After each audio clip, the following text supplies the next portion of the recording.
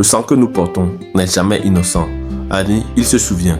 Bien avant que Sayon devienne un guerrier, avant même qu'Ayanas ne voie les esprits, une faute avait été commise. Dans la pénombre d'une grotte sacrée, Sayon découvrit la vérité que son père avait toujours cachée. Une vérité gravée dans les pierres et dans le sang. Son père, Koran, n'avait pas été banni par injustice. Il avait désobéi aux ancêtres. Autrefois, Koran était le plus grand général du royaume de Kanu. Mais lors d'une guerre ancienne, les ancêtres exigèrent un sacrifice pour sauver le peuple. Un fils contre la victoire. Koran refusa. À la place, il laissa mourir des milliers d'hommes. Ce jour-là, les ancêtres le maudirent et la malédiction passa à son fils. Ton amour apportera la guerre, ton choix brisera les royaumes. Sayo comprit alors pourquoi son existence était rejetée, pourquoi Ayana l'aimait et pourquoi le destin les condamnait.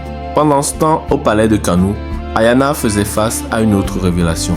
Privée de son titre, elle entendait encore les ancêtres, mais leur voix était divisée. Certains réclamaient la guerre, d'autres murmuraient un espoir interdit. Le destin n'est pas une chaîne, mais une épreuve.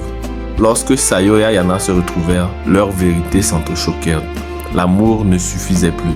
Sayo devait décider, accepter la malédiction et devenir l'âme de son père ou briser la lignée, au prix de sa propre vie. Et pendant qu'il hésitait, les tambours de guerre reprirent